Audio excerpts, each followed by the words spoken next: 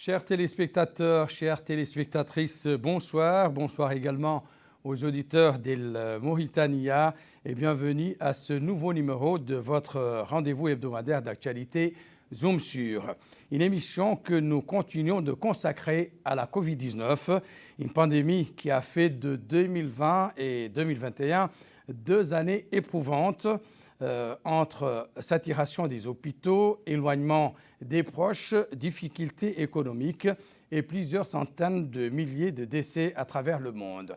Mais fort heureusement, l'annonce des vaccins contre ce virus a enfin apporté une lueur d'espoir et tous les pays du monde se sont lancés dans une course effrénée de campagne de vaccination pour mettre fin à la propagation de la pandémie. Notre pays, vous en conviendrez avec moi, ne fait pas exception à la règle. Il vient en effet de lancer la semaine dernière pour la énième fois une campagne intensive pour vacciner ses citoyens. Il s'agit de la troisième campagne nationale du genre. Les autorités ont décidé de faire face aux défis de cette troisième vague en tirant le maximum de profit des vaccins reçus dans le cadre de l'initiative COVAX de l'OMS, notamment du don américain de 300 000 doses du vaccin Johnson & Johnson. Quels sont les résultats de cette troisième campagne de vaccination? Quelles leçons peut-on en tirer? Quelles sont les prochaines étapes pour répondre à ces questions? Nous avons comme invité Dr Anne Ahmed Tijane, directeur de la lutte contre les maladies transmissibles. Docteur, bonsoir. Bonsoir. Et docteur Mohamed Youssef Niang, chef service de la surveillance épidémiologique à la direction de l'action sanitaire du Gorgol depuis Attar. Docteur, bonsoir. Bienvenue sur ce plateau de Zoom sur. Je vous invite en guise d'introduction à suivre le point de presse du ministère de la Santé consacré à la situation épidémiologique.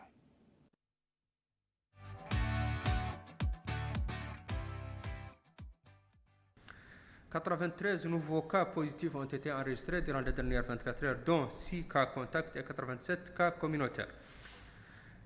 Aussi, 264 nouvelles guérisons ont été enregistrées et malheureusement 4 décès.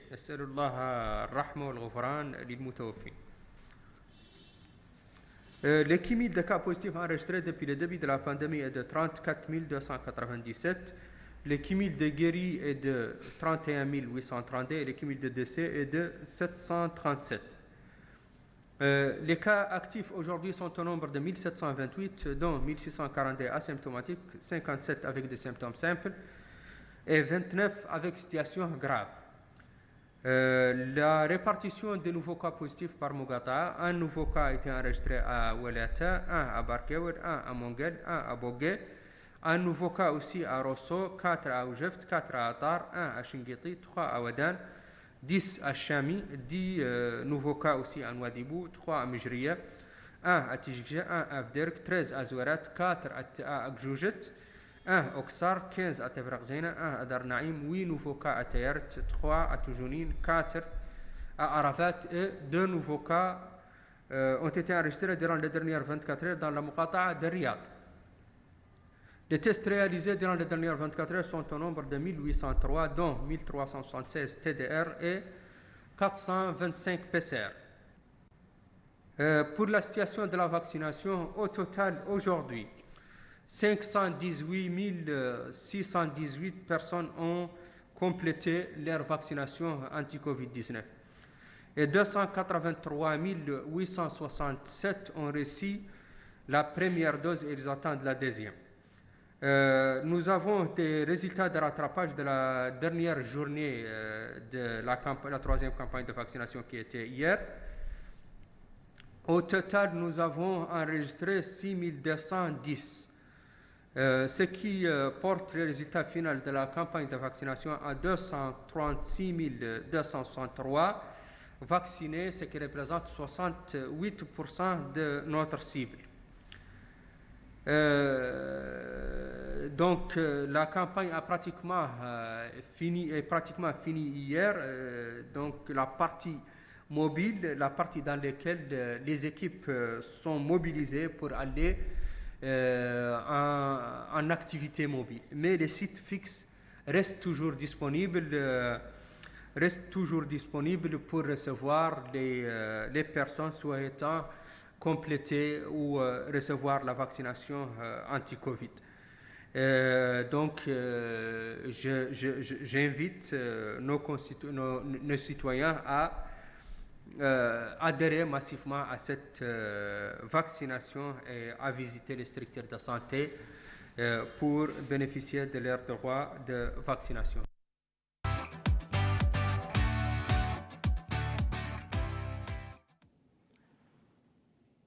Rebonsoir donc à tous. Docteur, la campagne intensive de vaccination lancée par le gouvernement sur toute l'étendue du territoire a pris fin hier. Tous les éléments d'un bilan exhaustif ne sont certainement pas réunis, mais sans entrer dans les détails, quels commentaires vous inspire cette campagne? Cette campagne vient compléter deux autres, dont l'une, la première qui a concerné le professionnel de santé et le personnel de soutien au mois de mars, vers le 26 mars, et une deuxième vers le 15 juin.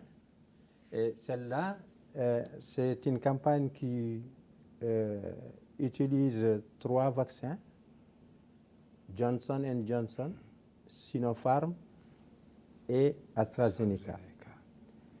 Et cette campagne, elle a permis, à travers aussi beaucoup de sensibilisation avant la campagne, de mobiliser un certain nombre d'équipes fixes et mobiles, donc avec la logistique roulante qui va avec, des moyens de communication qui vont avec, et pendant au moins 8 jours. Et elle a permis d'atteindre un bon pourcentage de la population. Peut-être qu'on verra le détail après. Tant mieux. Il y a quelques semaines, l'affluence dans les centres était faible. Qu'en est-il aujourd'hui après les campagnes de sensibilisation? Les gens, je pense qu'ils avaient besoin du temps pour comprendre. C'est le temps qui a permis de comprendre déjà la maladie, mais le temps aussi a permis à la population de comprendre l'intérêt de la vaccination. Parce que ce n'est pas évident qu'on arrive à comprendre rapidement de nouveaux vaccins et qu'on les accepte facilement. Là, on va, avec la dernière campagne, nous arrivait des gens qui viennent à 6 heures du matin en train d'attendre pour être vaccinés. Donc, ça veut dire qu'il y a un intérêt, bien sûr, dans cette vaccination, mais il y a aussi une mauvaise, la mauvaise publicité qui était prônée avant. Les gens, les rumeurs qui étaient autour de ces vaccins ont été diminuées au fur et à mesure. Voilà. D'accord. Docteur Mohamed Youssouf Niang, depuis donc le Gorgol, comment se passe la campagne au niveau de cette wilaya et particulièrement la ville de Kaïdi, la capitale régionale? Merci, bonsoir. Pour la wilaya de Gorgol, précisément au niveau de Kaïdi, les gens au début étaient un peu réticents à la vaccination. Ce que nous avons constaté ces derniers temps, qu'il y a une forte affluence au niveau des sites de vaccination. Pratiquement pour la campagne passée, le Johnson & Johnson, on a constaté que les vaccins sont terminés avant même que la campagne ne finisse. Nous avons eu un taux très important, jusqu'à de 103% pour la wilaya du Gorgol. Pour cette deuxième campagne encore, on a constaté une forte influence au niveau des sites de vaccination, au niveau des sites fixes, au niveau même des équipes mobiles qui sillonnent toute la région. Nous avons constaté vraiment une grande affluence de la population. Maintenant, ce sont les gens qui affluent vers les sites de vaccination pour se faire vacciner. Est-ce que vous disposez d'infrastructures sanitaires appropriées pour faire face à cette pandémie au niveau de la wilaya? Oui, au niveau de la wilaya, on a un déficit fixe au niveau des structures de santé. Il y a aussi des équipes mobiles qui sillonnent toute la région. Là où il n'y a pas de poste de santé, il y a des équipes fixes qui se rendent sur les lieux pour vacciner les populations. Quelles sont les difficultés que vous rencontrez? Est-ce que vous avez des difficultés à pouvoir vous acquitter de cette mission au niveau de toute la wilaya? Est-ce que vous avez le personnel qu'il faut? Est-ce que vous avez des difficultés à convaincre les gens de se faire vacciner? Quelles sont les difficultés que vous rencontrez sur le terrain? Actuellement, quand même, on n'a pas de difficultés pour les personnes parce que les gens, maintenant, au début, ils étaient un peu réticents, mais maintenant, quand même, tout le monde afflue vers les centres de vaccination pour se faire vacciner. On a des difficultés, certes, peut-être au niveau des sites de vaccination parce qu'il y a une forte affluence. Il faut qu'on organise les sites pour qu'on puisse vacciner les gens dans de bonnes conditions.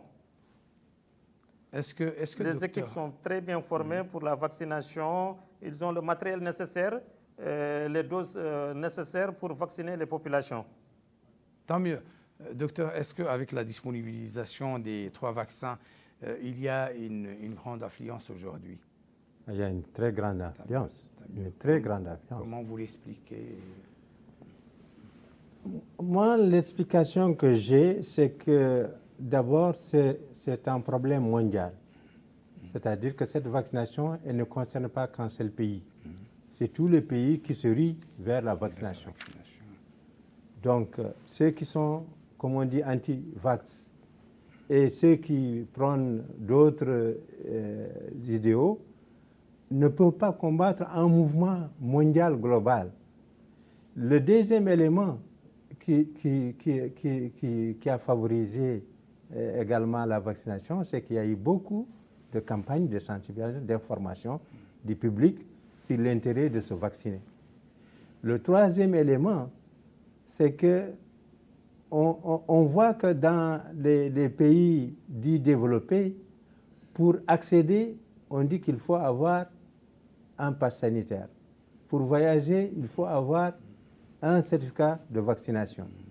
Donc, c'est des éléments qui vont en faveur de la vaccination pour pouvoir se mouvoir entre les pays de différents continents. Est-ce que les vaccins ont des effets secondaires? Il n'y a pas une molécule, il n'y a pas un produit en santé qui n'a pas d'effet secondaire.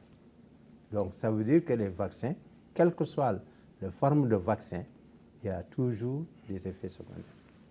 Maintenant, ces effets secondaires sont classés en effets secondaires mineurs et des effets secondaires majeurs. Les mineurs, c'est ce que nous ressentons parce qu'on a une piqûre, ça fait un peu mal, ou c'est un peu rouge, ou on a un peu de maux de tête, ou on a un petit peu de fièvre, et ça passe en 24 heures, 48 heures. Mais vous pouvez faire un choc à la suite d'un vaccin.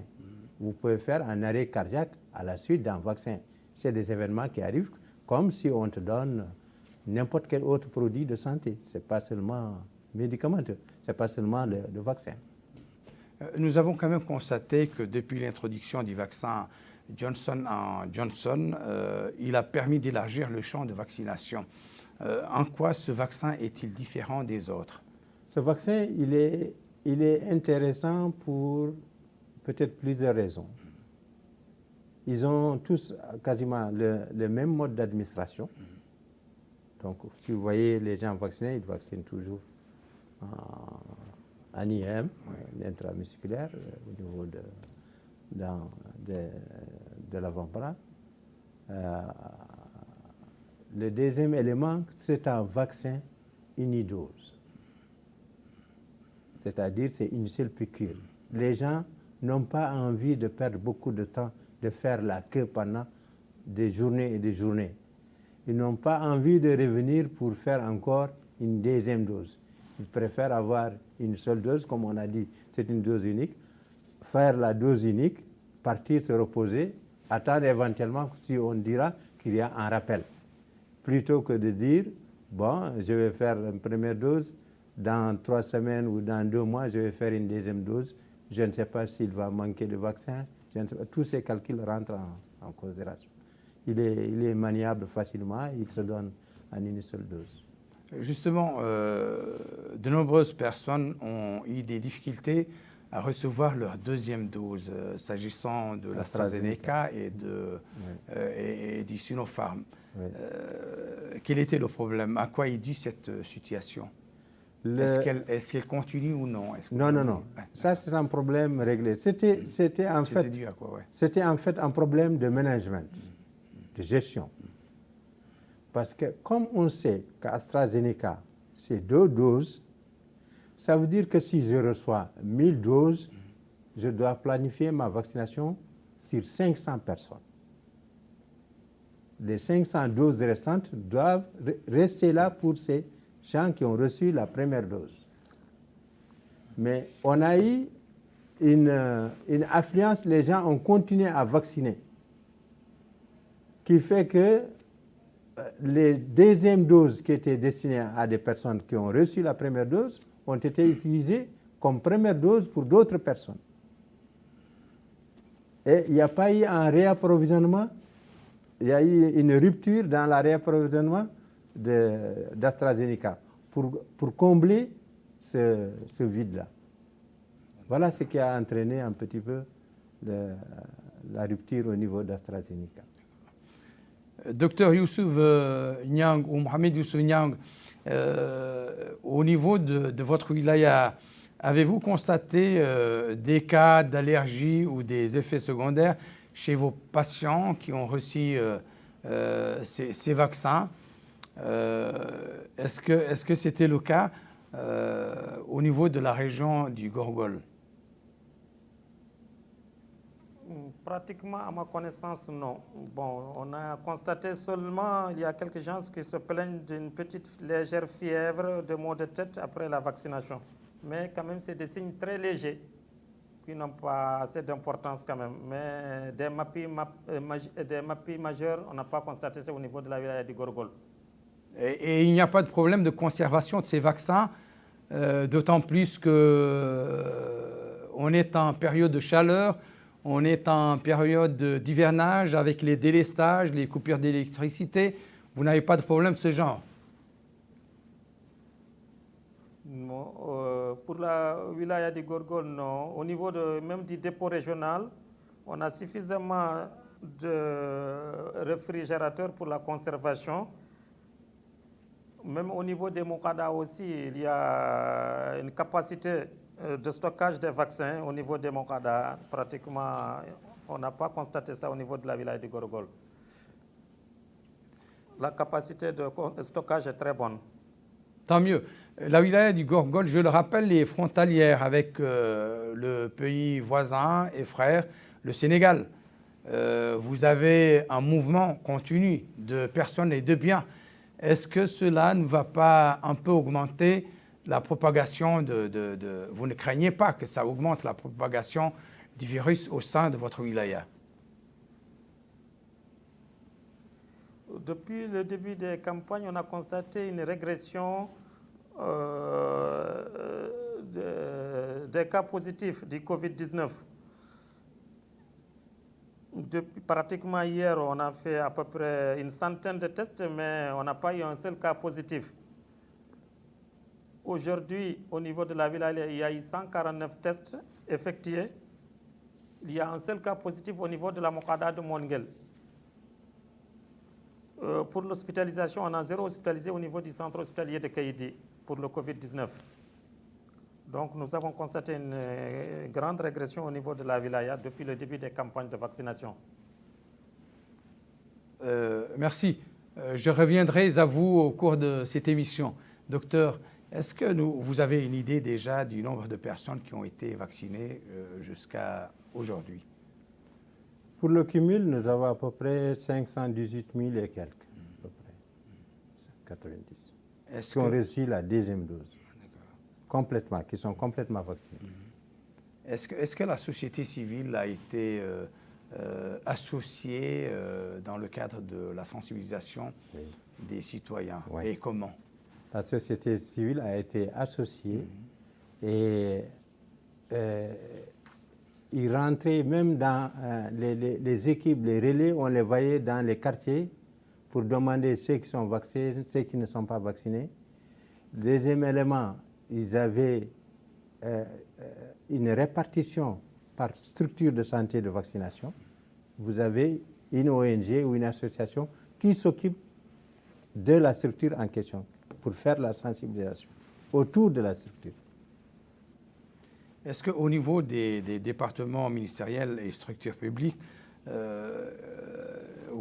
y a eu des campagnes également pour amener les employés, les fonctionnaires à se faire vacciner? On a ouvert des sites au niveau des différents départements qui nous ont programmé des jours. On est allé, on a vacciné le personnel, et les gens sont venus. Je sais que tous les secteurs sont venus, y compris le mouvement associatif ou syndical. D'accord. Et avez-vous une idée de la quantité des vaccins que nous avons reçus jusqu'à présent? Depuis le début jusqu'à présent, on a reçu à peu près 1 million et quelques 83 000 doses.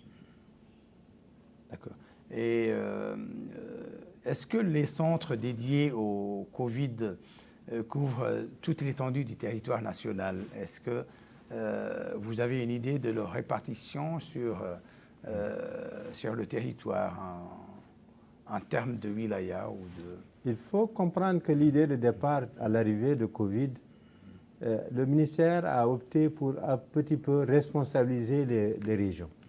Donc ça veut dire que le dépistage se fait dans les régions et la prise en charge, en tout cas hospitalière, l'hospitalisation, se fait au niveau des hôpitaux régionaux. Les centres de santé, comme il vous a dit, Monguel ou un autre centre de santé, ils font tous le dépistage. Ils ont des tests rapides. Pensez-vous que pour vaincre cette pandémie, il faut revoir notre comportement, notre mode de vie, puisque nous avons l'impression que les gens ne respectent pas les modes de prévention, les gestes barrières. Qu'est-ce qu'il faut faire pour justement... Pour vaincre cette maladie, il y a plusieurs volets qu'il faut associer. Oui, lesquels, justement? Ces volets préventifs qui concernent le respect des gestes barrières, qui fait que si vous constatez que ce soit ici ou dans la région, vous entendez beaucoup de cas communautaires. C'est parce que tout simplement c'est lié souvent à ce manque du côté préventif, du respect des gestes barrières. Le deuxième élément du respect de ces gestes, c'est la vaccination qu'on est en train de faire, d'un côté préventif. Le troisième élément, c'est le dépistage précoce pour une prise en charge précoce et de qualité. L'autre élément, c'est toujours dans le cadre de la recherche. La recherche doit continuer pour chercher des médicaments efficaces, pour chercher des vaccins beaucoup plus efficaces, beaucoup plus tolérés et moins chers. Et comment expliquez-vous la réticence des citoyens à se faire vacciner? Est-ce que c'est dû au fait que ce vaccin a été fait à la va-vite, puisque nous avions l'habitude d'attendre 10 années, quelques années pour élaborer un vaccin? Oui. Pour les vaccins classiques... Est-ce que c'est pas ce qui explique un peu la réticence des... Oui, il y a cet élément. Pour les vaccins classiques, on sait qu'il faut attendre quelques années, parce qu'on passe différentes phases. Là, on a été débordé par une épidémie qui se répand dans tout le pays, qui fait qu'elle est devenue une pandémie mondiale. Les vaccins n'ont pas eu le temps, on n'a pas le temps nécessaire pour faire passer toutes les étapes. Actuellement, ce que nous faisons, en fait, on est en train de faire une des dernières étapes de la recherche clinique des vaccins. C'est-à-dire qu'on vaccine les gens maintenant à une large échelle et on constate les effets secondaires de ça. Et on va constater l'efficacité on va constater la durabilité, le temps que dure le vaccin, le temps que le vaccin protège. Donc on est dans une phase où tous les pays qui ont les moyens de faire cette recherche, ils ont fait. Donc au début, parce que ces vaccins ne sont pas des vaccins classiques, c'est des vaccins ARN, comme ils ne sont pas classiques, les gens ne sont pas habitués à ça. Ils ont peur. Et il y a eu beaucoup de fake news, beaucoup de rumeurs. Soi-disant, quand vous vaccinez, on est en train de stériliser la population, ou on est en train de tuer la population. Même si vous mettez votre téléphone vous vaccinez, vous mettez votre téléphone, il va couler. C'est parce qu'il y a quelque chose qui... Il y a des aimants dans des aimants qui... Même si actuellement, même si vous n'êtes même pas vacciné, vous allez mettre votre téléphone quelque part, il suffit qu'il y ait un peu de zèle, le téléphone va rester. Ce n'est pas parce qu'il y a la vaccination. Il y avait donc ce problème de la rapidité de la mise en place du vaccin. Il y a aussi le problème, c'est que les gens n'avaient pas compris vraiment tous les enjeux qu'il y avait autour de la vaccination. D'accord. Connaissant un peu la fragilité des systèmes de santé en Afrique de façon générale, pensez-vous que notre pays dispose de moyens qu'il faut pour faire face à l'accroissement des personnes affectées par la pandémie du Covid-19 en matière de lits, d'hospitalisation, de diagnostic et pourquoi pas de production d'oxygène? Vous savez, une pandémie comme le Covid, c'est quasiment impossible de prévoir. On ne sait jamais ce qui va venir. Vous voyez, tous ces variants qu'on parle, on ne sait pas ce qui va venir. Donc le retour à une vie normale, c'est pas pour le retour à la vie normale, il va se faire d'elle-même. En ce sens, si vous remarquez, toutes les épidémies qui ont passé, ce qu'on appelle très souvent des vagues, toutes ces épidémies qui ont passé, il y en a qui ont passé avec moins de dégâts, d'autres qui ont passé avec plus de dégâts, d'autres un peu moins, et ainsi de suite. Et le processus doit continuer comme ça jusqu'à qu'on arrive à une stabilisation carrément du virus. Il devient comme la grippe là. C'est-à-dire il y a une saisonnalité. C'est-à-dire qu'une fois par an, on aura peut-être une Covid. On finira peut-être par ça, en mettant tout le... Mais ce que nous faisons dans notre département, ce que l'État fait, nous avons quand même un minimum de choses pour pouvoir réagir. C'est-à-dire que les équipes sont formées actuellement. Les lits sont disponibles. Les hôpitaux ont des équipements pour le faire. Ils ont de l'oxygène. Ils peuvent faire des intubations. Donc, quand on passe à l'autre phase. Mais, comme j'ai dit, comme c'est imprévisible pour tous les pays. Vous voyez, les décès qu'il y a eu aux États-Unis, c'est le pays qui a eu plus de décès.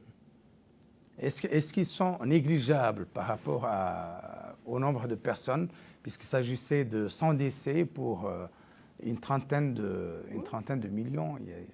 Oui, ils sont à 600 et quelques mille décès pour un pays d'envergure des États-Unis.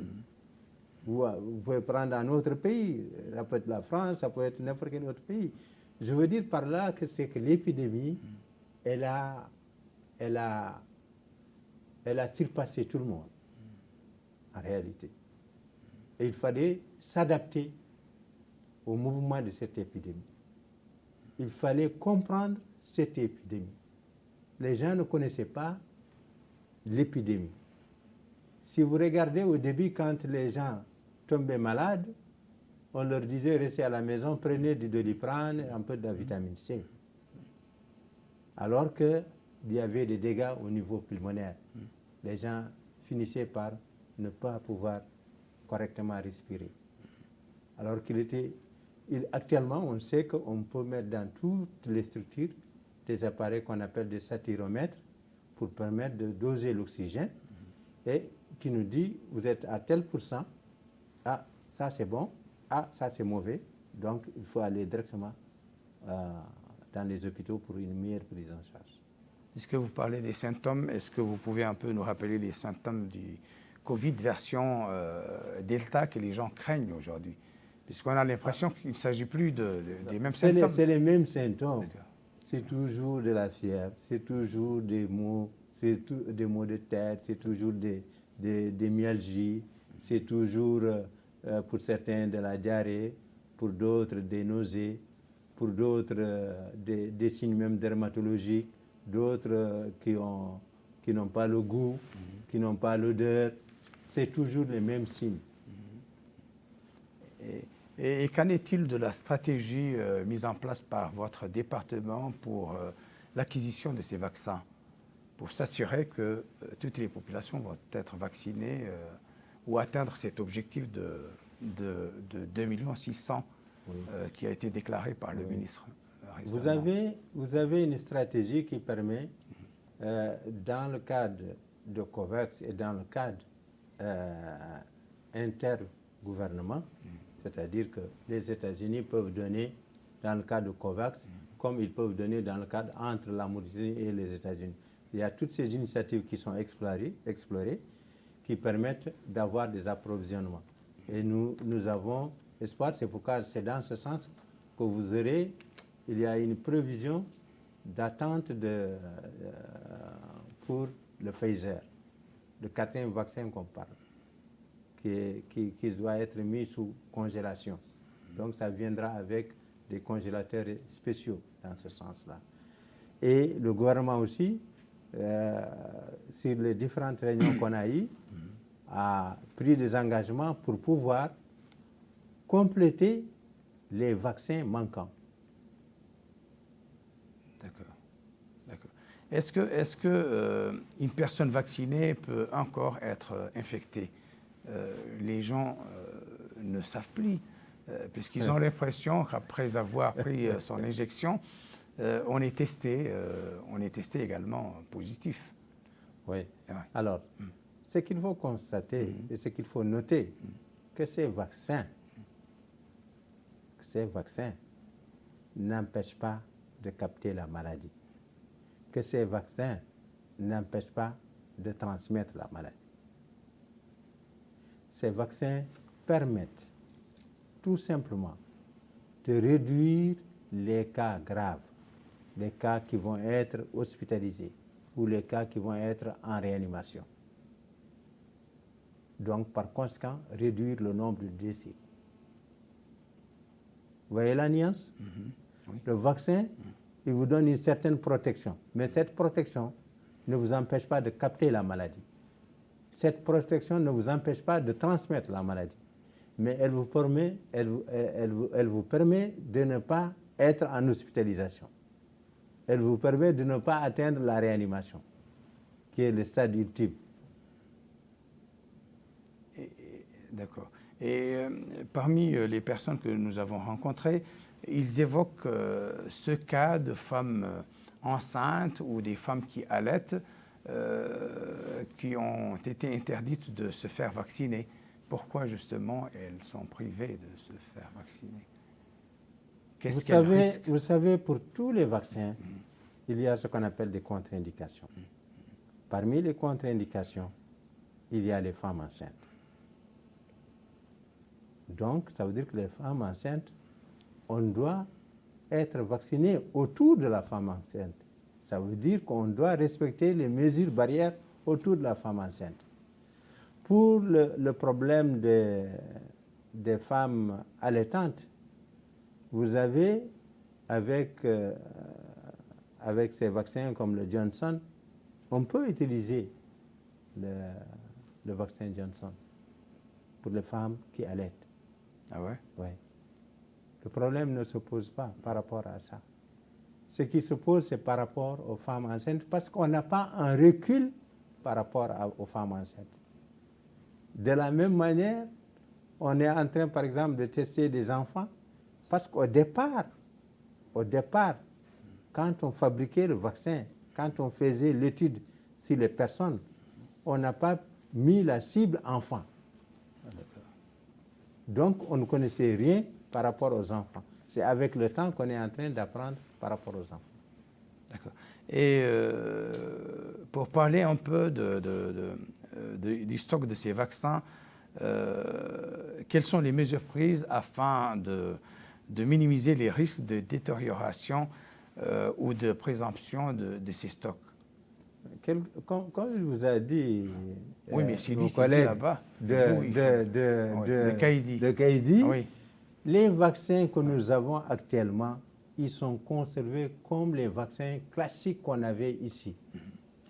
Comme les vaccins classiques que toutes les mamans connaissent qui viennent dans les centres de santé. Donc, ils sont conservés entre plus 4 et plus 8 degrés.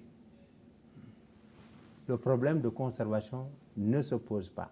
Le problème de stockage ne se pose pas parce que les gens ont suffisamment de capacité de chaîne de vaccination pour pouvoir stocker ces vaccins.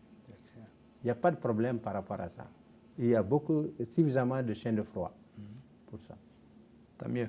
Et puisque les gens de la réalisation m'en font signe qu'il nous reste 3 minutes, je voudrais juste avoir vous donner l'occasion de vous adresser aux téléspectateurs pour un dernier mot.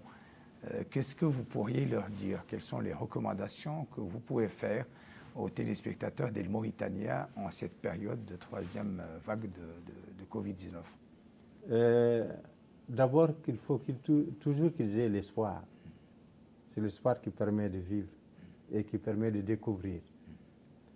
Le deuxième élément, c'est de respecter toujours les mesures barrières, quelle que soit la situation. En respectant les mesures barrières, ils vont éviter beaucoup d'autres maladies virales, y compris les conjonctivites qu'on parle maintenant, qui sont là. Donc, ces mesures d'hygiène sont importantes. Il faut que les gens, quand il y a une épidémie, il faut qu'on respecte ces mesures barrières, qu'on évite les regroupements qu'on voit très souvent, mariage, baptême et tout ça là. Il faut qu'on les évite. C'est pour un temps, et ce temps va finir, et on peut reprendre la vie normalement. Est-ce que le Covid-19 de l'Occident est le même Covid-19 que nous avons ici? C'est le même Covid, c'est le même Delta que tu as eu en France et en Inde qui est venu partout jusqu'ici en Mauritanie. Oui. Il n'est pas affaibli par d'autres... Non, il n'est pas affaibli. Il trouve là des jeunes hommes qui font beaucoup de transmission communautaire. Et on constate de toute façon, on est dans une baisse actuellement. On est dans une baisse et ça, c'est valable pour toute la sous-région. Ce n'est pas seulement en Mauritanie. Donc, on a espoir que d'ici quelques temps, ça va rentrer dans l'ordre en attendant éventuellement une autre épidémie. Je l'espère. Mohamed Youssouf Niang, est-ce que vous avez un dernier mot puisque l'émission touche à sa fin? Oui, c'est de dire aux populations de respecter, comme l'a dit Dr Anne, les mesures barrières, de les respecter toujours, la distanciation, de mettre les masques surtout dans les lieux publics, d'éviter les cérémonies, comme l'a dit docteur, les baptêmes, les mariages, les funérailles, tout ça, de diminuer ces rassemblements-là pour éviter les contaminations. Merci, docteur.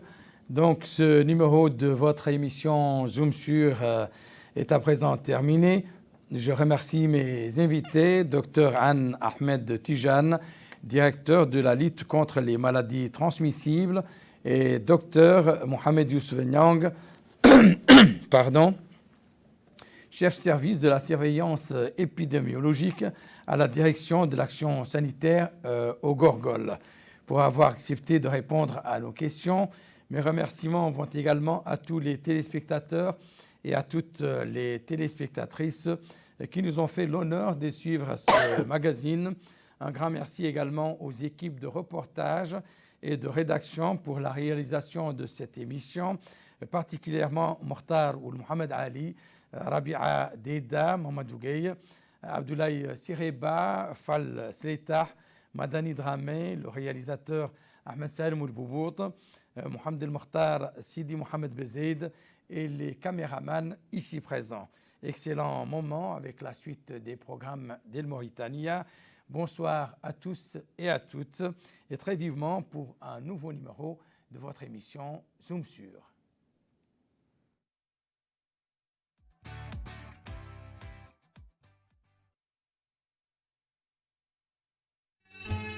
خوتي هذه شريكة الماء، هذا المال عندها مال عمومي التحايل عليه ما هو جايز. هذو المواطنين اللي يقبض الواحد تيوه في خلايم من الأرض ويقعرها ويقبض سيربريسور ويديروا عليها ريزو يحرم به جاره ويقبض كونتيرة ويدير عليها حجرة، هذا من باب الدين ما يتوسع. الماء مال عمومي وحق الجار وحق الدولة وحق المواطنين على حد لا يدير الماء يتم يخلصوا. يا المواطن إني ما تجيك الفكتيرة قيس لك أقرب مركز للشركة اللي هي شركة الماء واعرف لماذا ما جاتك الفكتيرة.